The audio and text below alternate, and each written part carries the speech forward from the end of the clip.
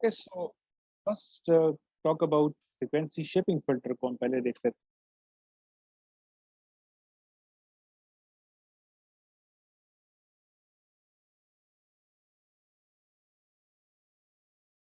So one application of frequency shaping filters is in audio systems.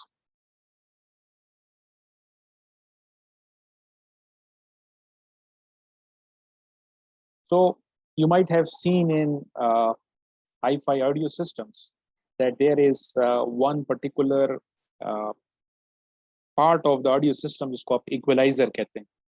So actually that equalizer is made up of a cascade connection of number of filters. और वो कौन से filters होते हैं? वो frequency shaping filter होते हैं. तो अगर आप ऑडियो सिस्टम के ऊपर एक कंट्रोल नॉब होता है जिसकी मदद से आप उसमें कंट्रोल कर सकते हैं, एक को आप बेस बोलते हैं और एक को आप ट्रेबल बोलते हैं. So this bass is to control the low frequency energy. तो अगर आपने लो फ्रीक्वेंसी कंपोनेंट्स को कंट्रोल करना है, उसका एम्पलीट्यूड आपने कंट्रोल करना है, तो आप इस नॉब की मदद से करते हैं. और उसके ऊपर एक और कंट्रोल नॉब होता है जिसको आप ट्रेबल बोलते हैं, इसको आप हाई फ्रीक्वेंसी के लिए यूज करते हैं.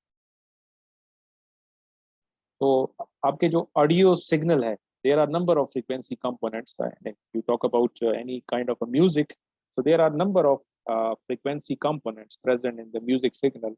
So अगर आप उस music signal की आप उसकी वो quality change करना चाहते हैं, if you want to make it sound more heavy or if you want to make it sound shrill, तो आप ये दो controls होते हैं इनकी मदद से, एज वेल एज उसके ऊपर पूरा एक इक्वलाइजर सिस्टम होता है जिसमें आप स्लाइडेबल एडजस्टेबल आपके पास स्लाइडर्स होते हैं, उनको आप अप डाउन करके यू कैन क्लियरली ऑब्जर्व कि आपके जो साउंड की क्वालिटी है वो चेंज हो रही है. तो actually this is insight. Basically आप क्या कर रहे हैं, जो फिल्टर लगा हुआ है जो कि बेसिकली फ्रीक्वेंसी शेपिंग फिल्टर है, उसको आप एडजस्ट कर रहे हैं, उसकी फ्रीक्वेंसी रिस्पॉन्स को आप चेंज कर रहे हैं. तो just to give you a graphical interpretation, ये जो आपको तीन ग्राफ नजर आ रहे हैं, these are basically the frequency response. So what is these three graphs representing?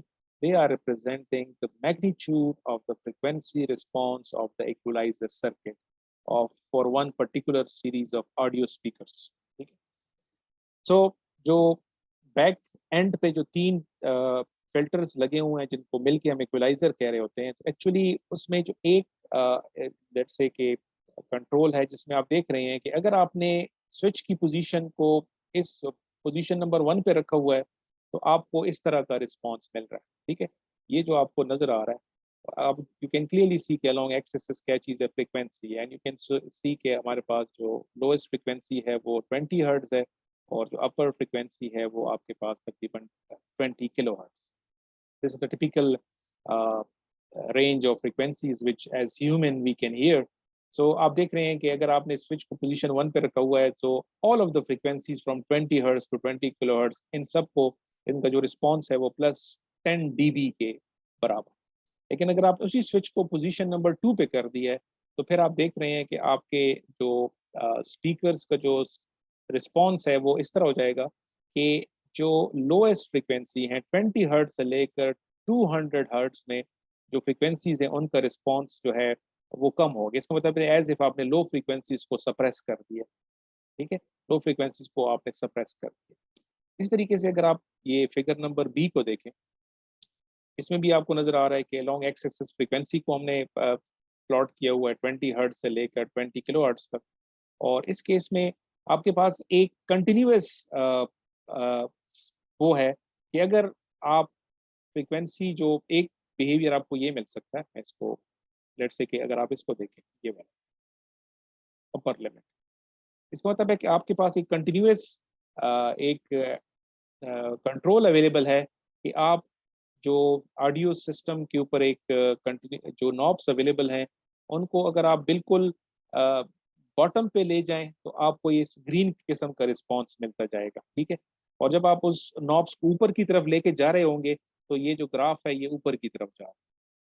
और बिल्कुल जब आप नॉब्स को ऊपर ले जाएंगे तो ये जो रेड कलर तक आप जा सकते हैं. यू कैन क्लियरली सी कि इसमें क्या हो रहा है कि विद रिस्पेक्ट टू फ्रीक्वेंसीज आपके जो रिस्पॉन्स है वो उसका कुछ फ्रीक्वेंसीज, लेट्स से अगर हम इसको देखें, जब आपने लोअर लिमिट पे चले गए एज इफ कि आपने फ्रीक्वेंसीज को जो है वो आपने उनका उनका एम्पलीट्यूड आपने कम कर दिया, ठीक है। एज अ रिजल्ट आपके पास साउंड की क्वालिटी जो है वो उसका लो फ्रीक्वेंसी कंटेंट ज्यादा हो सकता है या हाई फ्रीक्वेंसी कंटेंट आप ज्यादा कर सकते हैं। देन जो थर्ड लगा हुआ है हमारे पास फिल्टर, जिसका रिस्पॉन्स इस ग्राफ सी में आपको नजर आ रहा है, इसका जो रिस्पॉन्स है वो फिक्स है, इसमें कोई भी कंट्रोल अवेलेबल नहीं है। तो अगर आप थर्ड जो फिल्टर आपके सिस्टम में यूज हुआ है, इसका रिस्पॉन्स इस तरह हमने डिजाइन किया हुआ है कि इस रेंज के हिसाब से इसका जो बिहेवियर है वो इस तरह, ठीक है। तो ये जो है ये इसका अपना एक फिक्स रिस्पॉन्स, और ये जो है ये आपके पास क्या है, दीज आर एडजस्टेबल, तो दीज आर यूजर एडजस्टेबल। तो जो हमने डेफिनेशन की थी कि what is frequency shaping filter, the purpose of frequency shaping filter is to change the spectrum of the signal। तो जो आपको नजर आ गया है कि जो स्पेक्ट्रम को चेंज करने का मतलब क्या है, कि डिफरेंट फ्रीक्वेंसीज कंपोनेंट्स के लिए जो आपके सिस्टम का, ऑडियो सिस्टम का जो बिहेवियर है वो चेंज हो रहा है, ठीक है। तो that is the typical behaviour of any frequency shaping filter. अब इसको हम इक्वेशन फॉर्म में देखते हैं। जो हमने डिफरेंट एलटीआई सिस्टम्स हमने पढ़े हैं, उनमें एक सिस्टम था डिफरेंशिएटर, ठीक है। So let me show you कि अगर हमारे पास I think I have to,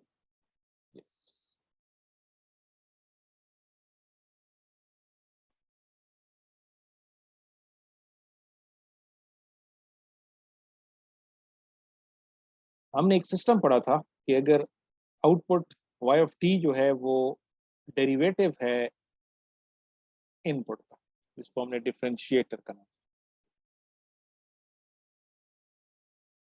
and we also no कि ये आपके पास एलटीआई सिस्टम भी है, it is a linear system as well as time invariant, तो ये हमारे पास एक LTI system. Let's find out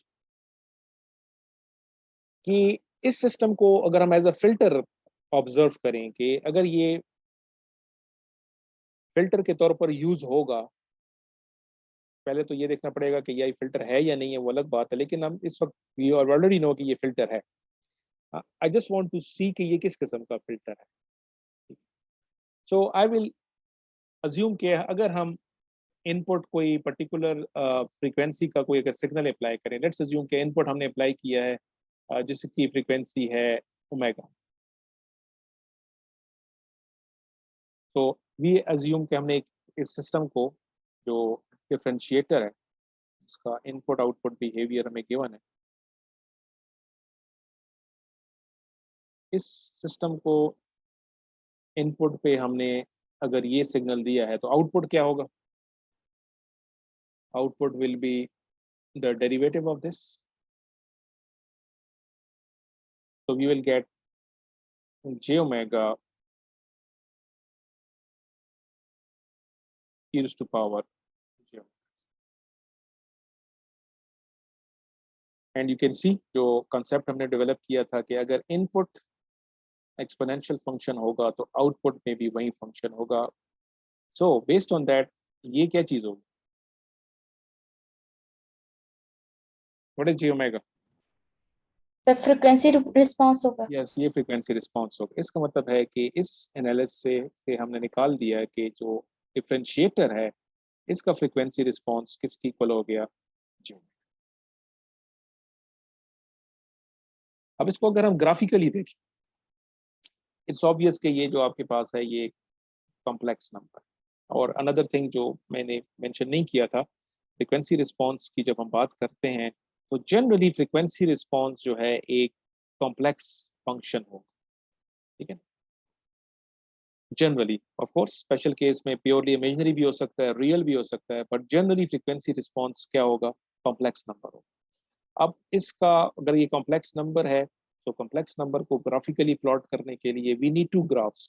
अगर हम उसको रियल और इमेजिनरी रिप्रेजेंटेशन में एक्सप्रेस करेंगे then we need one graph for the real part of the complex number and one graph for the imaginary part of the complex number. और अगर हम complex number को मैग्नीट्यूड और phase form में express करेंगे तो of course हमें दो ग्राफ्स की जरूरत फिर पड़ेगी, एक मैग्नीट्यूड के लिए होगा, एक फेज के लिए होगा। अगर हम इसको मैग्नीट्यूड को देखें, अगर हम इसके मैग्नीट्यूड को प्लॉट करें,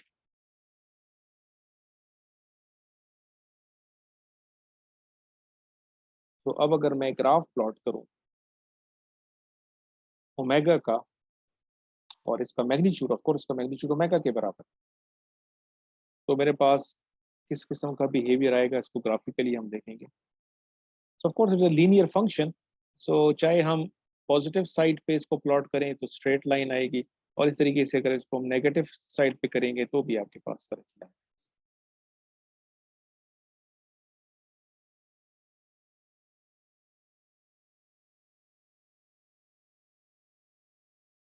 So by looking at this, अब ये जो मैंने प्लॉट किया है, that is what we called as the magnitude plot or magnitude response of this system. So इस रिस्पॉन्स को देख के हम क्या कंक्लूड करेंगे कि डिफरेंशिएटर किस किस्म का फिल्टर है? What is this system doing to the signal? जी क्या आंसर होगा?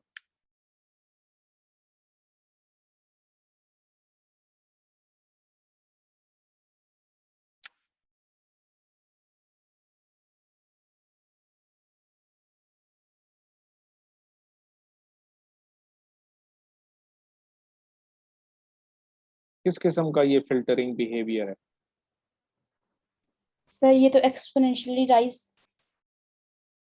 उस सेंस में अगर पूछा जा रहा है तो। नहीं, एक्सपोनेंशियल तो ये है ही नहीं। आप एक्सपोनेंशियल किस बेस पे कह रही हैं? सर जी फ्रीक्वेंसी सेलेक्टिव फिल्टर। वो किस तरह? सर जी वो पार्टिकुलर फ्रीक्वेंसी पे एक फ्रीक्वेंसी जो 0 पे है सर, उसने ये मेरे ख्याल में पास नहीं होता, बाकी तो पास हो गए इससे। तो ये कौन सा फिल्टर हुआ? High pass filter, no band pass filter. No, ये फ्रीक्वेंसी शेपिंग फिल्टर है।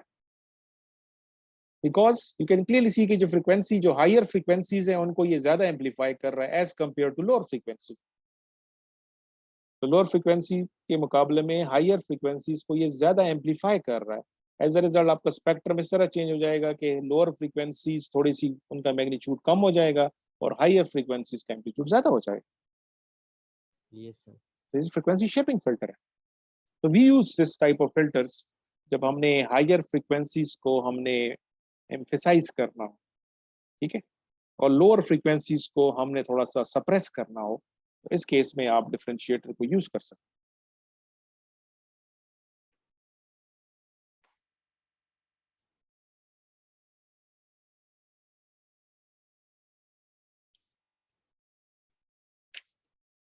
नाउ डिस्क्रीट टाइम में हम देखते हैं, इस वक्त हम कंटिन्यूअस टाइम पे हम डिस्कशन कर रहे थे, बट डिस्क्रीट टाइम में भी हम फिल्टर्स को यूज करते हैं। तो अगर हमारे पास एक सिस्टम हो,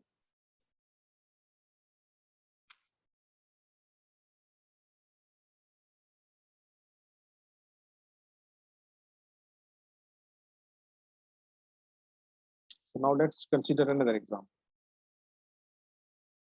in discrete case. So we have a system जिसका इनपुट आउटपुट बिहेवियर हमें गिवन है 1/2 into x of n plus x of n minus 1। अब इसका हमने एनालिसिस करना है कि ये जो एलटीआई सिस्टम है, डिस्क्रीट टाइम एलटीआई सिस्टम, ये किस किस्म का फिल्टरिंग बिहेवियर शो करे। तो किसी भी सिस्टम के बारे में in order to find out what type of filter is, हमें इसका फ्रीक्वेंसी रिस्पांस फाइंड करना पड़ता है।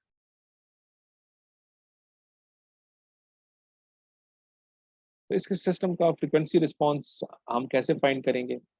So first of all frequency response find करने के लिए हमारे पास सिस्टम का यूनिट इम्पल्स रिस्पांस होना चाहिए। सो इस सिस्टम का यूनिट इम्पल्स रिस्पांस क्या हो जाएगा?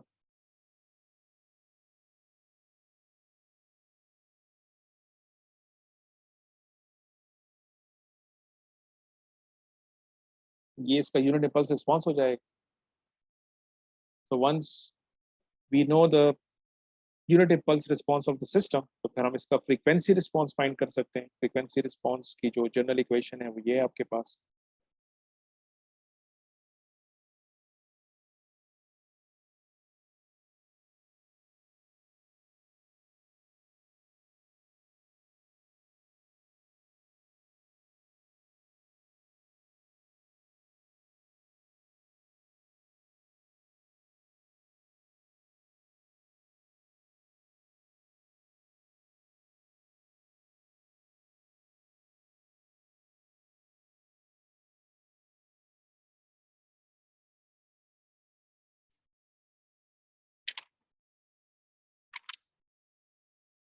Sorry, ये मैंने गलत कर दिया. Let me correct it.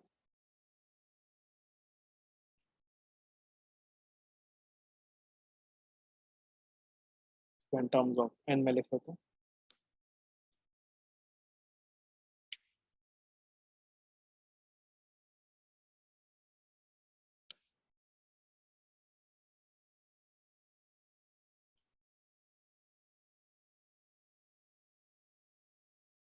This is the relationship between the impulse response of LTI system and its corresponding frequency response. So इस equation में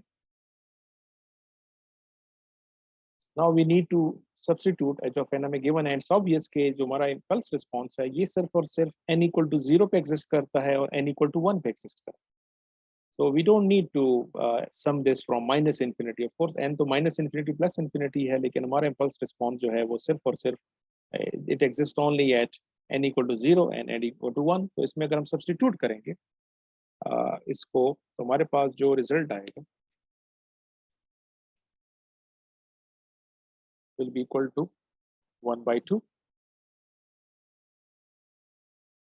into 1 plus e power minus j omega. So n equal to 0 पे इस 1 आ जाएगा, लेकिन n equal to 0 e power minus j omega 0 1 के बराबर आ जाएगा. फिर आप n equal to 1 पुट करेंगे, n equal to 1 पुट करेंगे तो ये फैक्टर आ जाएगा और इसकी वैल्यू 1 है तो आपके पास. नाउ हमारे पास जो फ्रीक्वेंसी रिस्पॉन्स आ गया है सिस्टम का, इस सिस्टम को अगर आप एक और देख सकते हैं कि एक्चुअली इन टाइम डोमेन ये सिस्टम क्या कर रहा है, ये इनपुट करंट इनपुट को ले रहा है, प्रीवियस इनपुट को ले रहा है, उनको ऐड कर रहा है और डिवाइड कर रहा है. तो एक्चुअली क्या कर रहा है, इसको इस ऑपरेशन को आप क्या कहेंगे, what this system is doing? System के बिहेवियर को देखते हुए आप क्या कहेंगे, what this system is doing? Summation कर रहा है सर. समेशन कर रहा है. Current value plus previous value divided by 2. इस सर ऑपरेशन एवरेज ले रहा है, एवरेज. यस, इसको हम कहते हैं 2 पॉइंट एवरेज सिस्टम. तो ये एवरेज ले रहा है क्योंकि 2 पॉइंट की एवरेज ले रहा है, तो इसको हम 2 पॉइंट एवरेज सिस्टम कह सकते हैं. ओके, इस 2 पॉइंट एवरेज सिस्टम का फ्रीक्वेंसी रिस्पांस हमने फाइंड कर लिया है. इस रिस्पांस को मैं थोड़ा सा मॉडिफाई करना चाहता हूं ताकि इसको मैं प्लॉट कर सकूं. Again this is the final answer, लेकिन मैं क्योंकि इसको प्लॉट करना चाहता हूं, so in order to give you an idea कि जो प्लॉट मैं करूंगा वो कहां से आए, इसको मैं थोड़ा सा मॉडिफाई करके इसको आप इस तरह लिख सकते हैं कि e power minus j omega by 2 को अगर आप कॉमन लें, you end up with e plus j omega by 2 plus e power minus j omega by 2 आ जाएगा. तो इस तरह लिख सकते हैं. और फिर ये जो आपके पास है e plus j omega 2 plus e power minus j omega 2, इसको हम किस फॉर्म में लिख सकते हैं?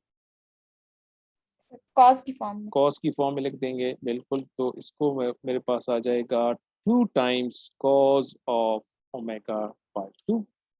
तो ये 2 कैंसिल हो गया. सो अब हमारे पास फ्रीक्वेंसी रिस्पांस की फाइनल फॉर्म क्या आ गई?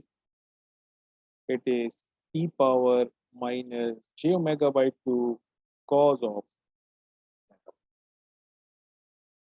So this is the frequency response of a 2-point average system. और इसको again a frequency response है, complex number है, इसका amplitude phase दोनों प्लॉट कर सकते हैं, but for filtering बिहेवियर के लिए मैं सिर्फ और सिर्फ मैग्नीट्यूड में इंटरेस्टेड हूँ। तो अगर मैं इसके मैग्नीट्यूड को प्लॉट करूँ,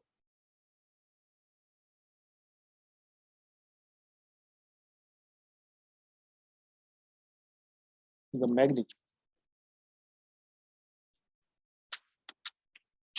तो मेरे पास इस तरह का बिहेवियर है।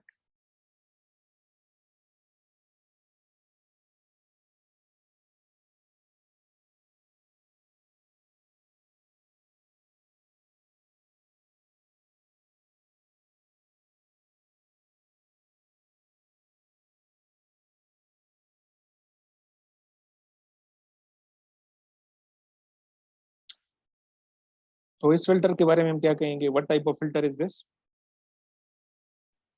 Frequency selective. Band pass no, again आप लोग जो किसी और कोर्स में आप लोग फिल्टर पढ़ चुके हैं, तो आप अगेन जो मैं क्वेश्चन पूछता हूँ, आप जो आंसर दे रहे होते हैं वो उसका ताल्लुक फ्रीक्वेंसी सेलेक्टिव फिल्टर के साथ। This is again frequency shaping filter, frequency scaling filter. Because अगर आप देखें, यू ऑल्सो रिमेंबर के डिस्क्रीट टाइम में we have already pointed this fact कि अगर आप 0 ओमेगा इक्वल टू 0 के करीब करीब हैं तो ये लो फ्रीक्वेंसीज हैं, और जब आपकी ओमेगा की वैल्यू पाई या माइनस पाई के ऊपर बराबर हो जाए, यहाँ पे माइनस है, तो अगर आप पाई फ्रीक्वेंसी पाई या माइनस पाई के करीब करीब है तो इसका मतलब है कि you are dealing with high frequency. If you look at the spectrum of this frequency response, it is clearly telling कि higher frequency, so lower frequencies का amplitude ज़्यादा होगा as compared to higher frequencies। तो इस filter ने higher frequencies को attenuate करना है relative to lower frequencies। As a result इसको भी हम फ्रीक्वेंसी शिपिंग फिल्टर कहें। सर। ये तो फिर जस्ट अपोजिट टू डिफरेंशियल वाला हो गया सर। यस, वो तो इसके अपोजिट काम कर रहा है। जी जी बिल्कुल ऐसे ही। लेकिन वो कंटिन्यूअस टाइम फिल्टर था, ये discrete time. Yes sir. Now moving on to frequency selective filters।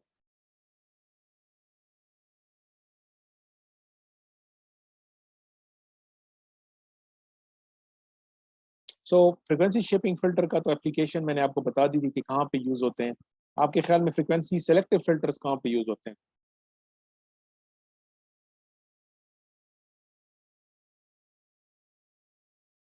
जी, कहाँ पे यूज होते हैं? कहीं प्रैक्टिकल सिस्टम कोई आपने देखा है, पढ़ा है? जी, रेडियो स्टेशन में किस पर्पस के लिए?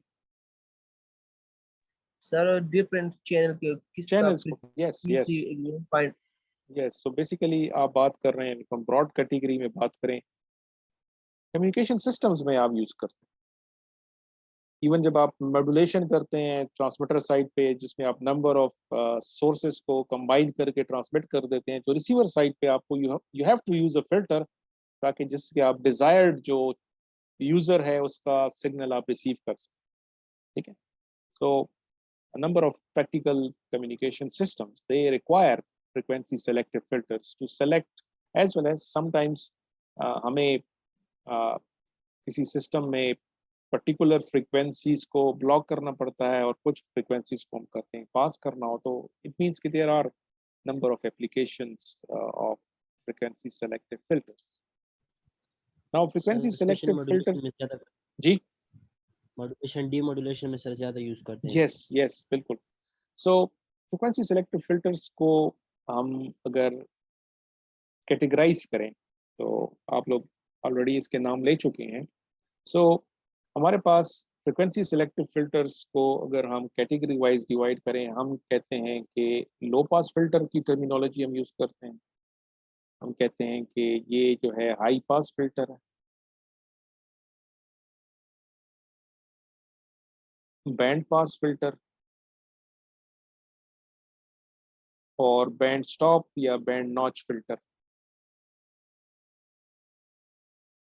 तो कैटेगरी वाइज हम फ्रीक्वेंसी सेलेक्टिव फिल्टर्स को इन 4 कैटेगरीज में डिवाइड कर सकते हैं। And it's obvious from their name कि लो पास फिल्टर का मतलब ये है, जिसका पर्पस ये है कि हम लो फ्रीक्वेंसीज को पास करना चाहते हैं विदाउट डिस्टॉर्शन, और हायर फ्रिक्वेंसीज को हम एटेन्यूएट करना चाहते हैं, ब्लॉक करना चाहते हैं, एलिमिनेट करना चाहते हैं।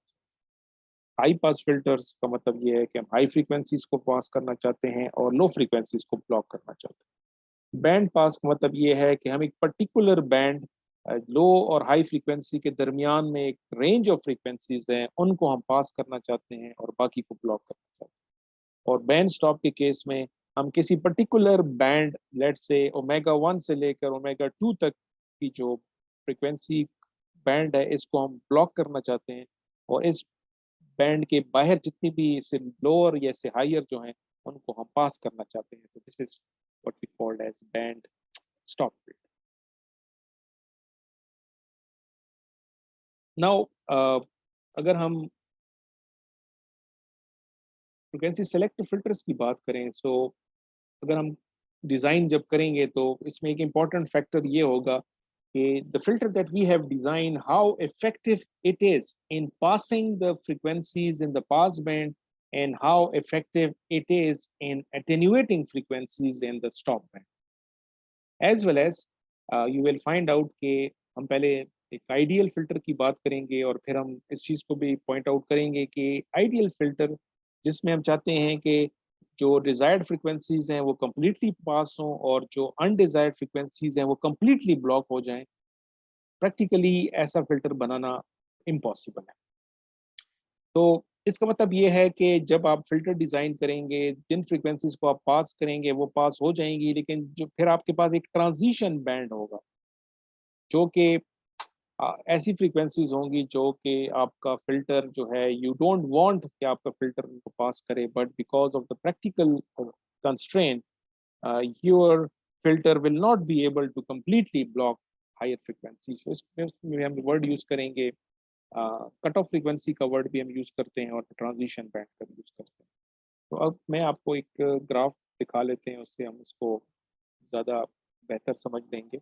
So let's look at the graphical behavior of these filters.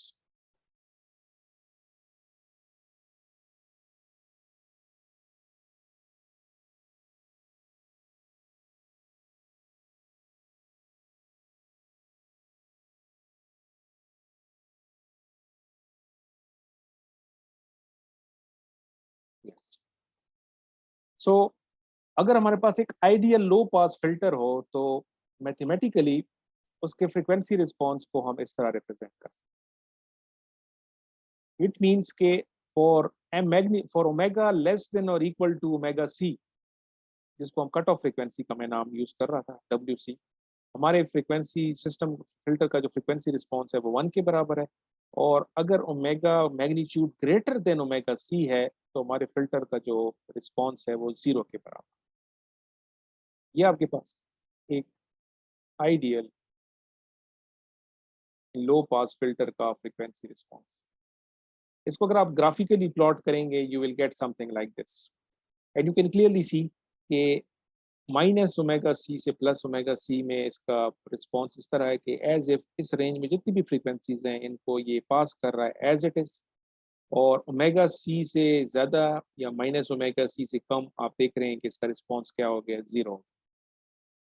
सो जिस रेंज ऑफ फ्रीक्वेंसीज को ये पास कर रहा है उसको हम पास बैंड कहते हैं, और जिन रेंज ऑफ फ्रीक्वेंसीज को ये ब्लॉक कर रहा है उसको आप क्या कह रहे हैं, स्टॉप बैंड। तो आइडियल लो पास फिल्टर का बिहेवियर इस तरह का होना चाहिए। इस तरीके से अगर हम आइडियल हाई पास फिल्टर को देखें, ideal high pass filter,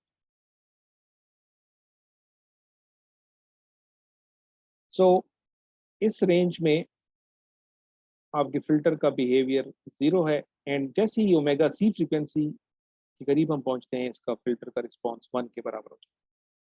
you can clearly सी के ये लो फ्रीक्वेंसीज को कम्प्लीटली ब्लॉक कर रहा है, और जैसे ही आप तो इसको मैं नाम भी देता हूँ, ये जो ओमेगा सी है इसको हम क्या कहते हैं, cut off frequency.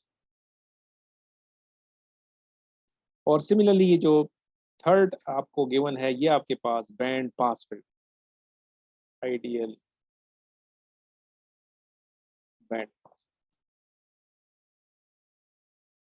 And you can clearly see कि ये ऐसा फिल्टर है जो ओमेगा C1 से लेकर ओमेगा C2 की रेंज में जो फ्रीक्वेंसीज हैं सिर्फ उनको पास कर रहा है, इस रेंज से जब बाहर हम चले जाते हैं तो frequency response 0। Now in a short while you will know कि इसको हम आइडियल क्यों कह रहे हैं, बिकॉज आइडियल कहने का एक मकसद तो यही है कि ये फिल्टर प्रैक्टिकली हम रियलाइज नहीं कर सकते। All we can do is हम एक ऐसा फिल्टर डिजाइन करने की कोशिश कर सकते हैं जिसका रिस्पॉन्स आइडियल के करीब करीब हो, but it will never be like this or like because of the reason ये जो आपको शार्प ट्रांजिशन नजर आ रही है कि अगर आप देखें ये आपके फिल्टर का पास बैंड है और जैसी फ्रीक्वेंसी ओमेगा सी के करीब होती है आप एक किस्म के जंप कर जाते हैं टू स्टॉप बैंड। तो दरमियान एक हम इस बाउंड्री को अगर आप देखें हम पास बैंड से डायरेक्टली स्टॉप बैंड में चले गए। प्रैक्टिकल सिस्टम प्रैक्टिकल फिल्टर में क्या होगा, पास बैंड और स्टॉप बैंड के दरमियान एक और बैंड होगा जिसको हम ट्रांजिशन बैंड कहते हैं। यस सर, स्लोप होगा। स्लोप होगा, yes. So this is examples of ideal frequency selective filters. इस तरीके से ये तो जो हमने मेंशन किया है ये सब कंटिन्यूअस है, ठीक है। यू कैन क्लियरली सी कि हम इस फंक्शन की बात कर रहे हैं विद रिस्पेक्ट टू ओमेगा, तो ये continuous time filters. Discrete time में भी हमारे पास फ्रीक्वेंसी सेलेक्टिव फिल्टर्स हो सकते हैं, तो ये आपके पास discrete time frequency selective filters हैं, ये लो पास है। अगर आप इन दोनों को कंपेयर करें कि क्या डिफरेंस आपको नजर आ रहा है, कैन एनीवन पॉइंट आउट कि ये जो रिस्पॉन्स है और ये वाला जो continuous time ideal low pass filter है, इसको देख के आपको क्या डिफरेंस नजर आ रहा है?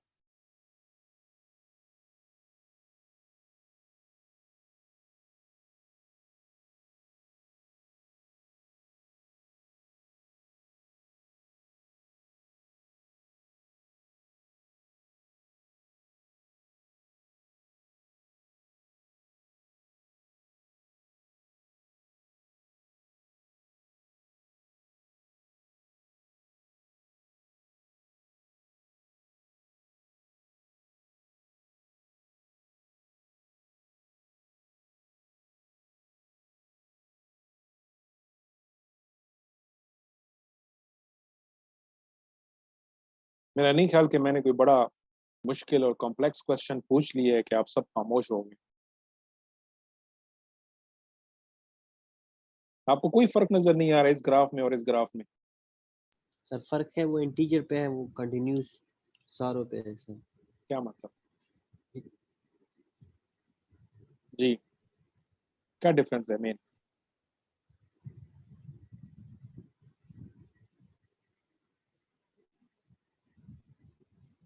डिस्क्रीट टाइम में हम क्या कह चुके हैं कि all we need to do is omega को हमने सिर्फ और सिर्फ 0 to 2 पाई की रेंज में या -पाई टू +पाई की रेंज में ही हम ऑब्जर्व करते हैं। व्हाई?